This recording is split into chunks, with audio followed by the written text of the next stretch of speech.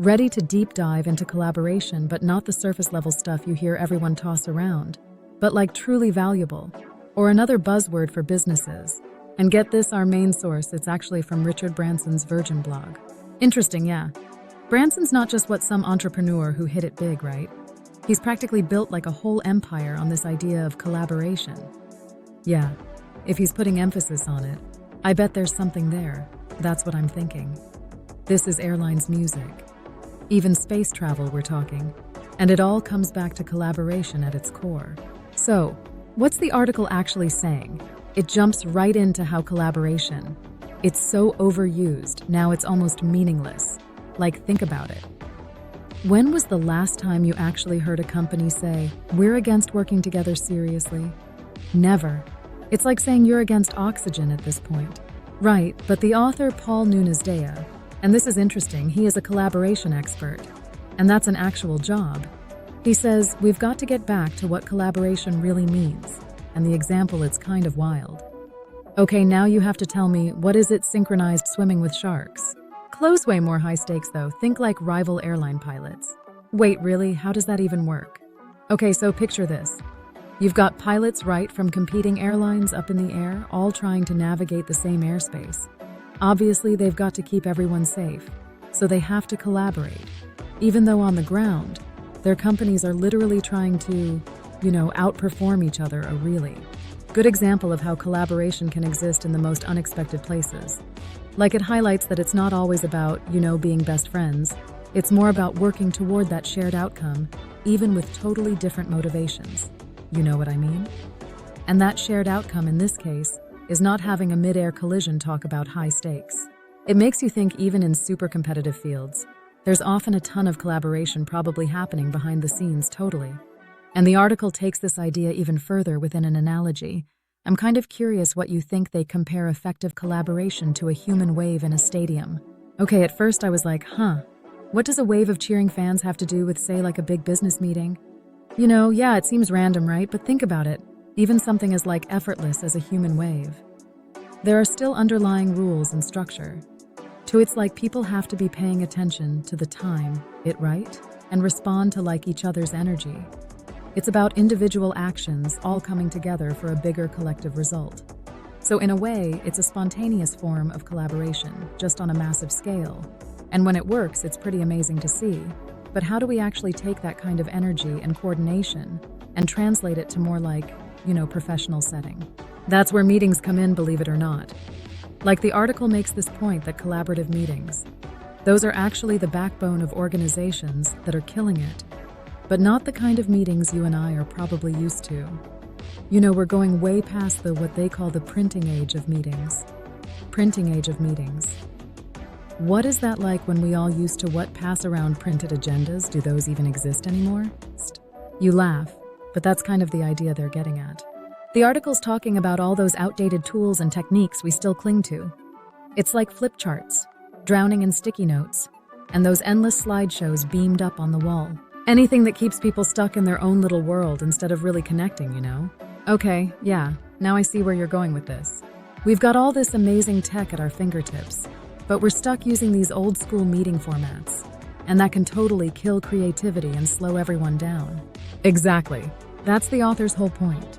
They're saying by actually embracing these digital tools, meetings can become dynamic, interactive spaces where everybody can contribute. And it doesn't matter where they are, everyone's on the same playing field. So are we talking about those giant touchscreen whiteboards everyone's got in their conference rooms now?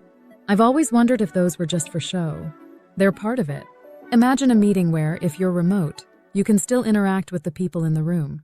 Everyone's throwing out ideas in real time. Decisions are made, and everyone can see what's happening. No more trying to figure out someone's handwriting or feeling left out if you're calling in. It's about leveling the playing field. Okay, yeah, that does sound kind of revolutionary.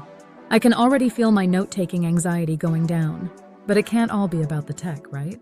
You still need people to, actually want to work together. You're totally right. Technology is just a tool. It enables things. What really matters is fostering that mindset of collaboration.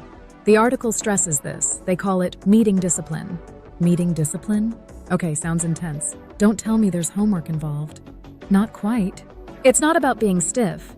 It's about having a good structure, some ground rules for how the meeting should actually run. Think of it like the rules of a game or something. You've got to have rules to make sure the game is fair and that everyone's playing by the same guidelines. I like that. The analogy works. So instead of just winging it, you go in with a clear purpose for the meeting. You know what your role is, and maybe even have some ground rules for how to engage. Seems like common sense, but I bet a lot of us could use a little meeting discipline in our lives. Absolutely. And this is where it gets even more interesting. They're saying this whole digital collaboration thing shouldn't stop at meetings. You mean like using project management tools and messaging apps to communicate more efficiently? Exactly. Imagine platforms like Slack or Teams as ways to streamline work and cut down on those never-ending email chains. It's making things more immediate, transparent, and efficient. You're taking those good meeting principles and applying them to the entire workday. So it's more like you're weaving collaboration into how you work, not just making it a one-off thing like, okay, time to use the collaboration tool now. Exactly. It's about really building that culture of, we're always collaborating. Yeah, but I know you're probably thinking, this all sounds great in theory, but how do we actually do it? That's exactly what I was going to ask. It's easy to just say ditch the flip charts and go digital, but what are the actual steps people can take? Well, the cool thing is, the article gets into specifics. First thing they say, choosing the right tech is key. It's not just about getting the fanciest gadget. They actually call out interactive flat panel displays as a game changer, especially these ones from C-Touch. So not all touchscreens are made equal, huh? What makes these ones stand out? It's all about the features built for collaboration. They have PCs built right in, so you're not messing with laptops. There's whiteboard software integrated, video conferencing is super easy, and bonus points, especially for the budget folks. The author points out that because these displays are energy efficient, companies can actually save money in the long run. Okay, now that's an argument anyone can get behind. Even the CFO is on board now. But what about those of us who don't have the budget for a fancy new screen right now? Any advice for putting these ideas into practice on a smaller scale? Oh, absolutely. The article actually suggests starting small. You can even use free tools like Trello or just use stuff you've already got, like the features built into Teams, but use them better and more intentionally. It's about making the most of what you've got already. You don't have to wait for the perfect setup. So really maximizing your tools and using them in a way that promotes collaboration? Yeah, exactly. And even more than the tools, they emphasize how important it is to cultivate that collaborative mindset. Things like being really clear about goals for each meeting, making sure everyone has a role so they stay engaged, and creating a space where people feel comfortable sharing their ideas openly. Those are all super important. It's about that culture shift, not just the tech upgrade. Exactly. Because at the end of the day, you could have the most amazing, sophisticated tech in the world. But if people aren't motivated to use it, and they don't feel empowered to collaborate, it's not going to do much. You know, as we wrap up our deep dive on collaboration, it's clear this is way more than just a buzzword businesses throw around. It's really about understanding the why, creating the right environment, and giving people the power to work together in a way that's meaningful and productive. Couldn't have put it better myself. It's like, even something as simple as a human wave, right? Even that needs a certain level of coordination and shared understanding. Imagine what we could do when we bring that same intention and energy to how we collaborate at work, or even in our lives. That's an awesome thought to end on. So listeners, next time you hear someone talking about collaboration, remember, with the right approach, it just might unlock something incredible. Whether it's new ideas, better results, it could be huge for you and your team.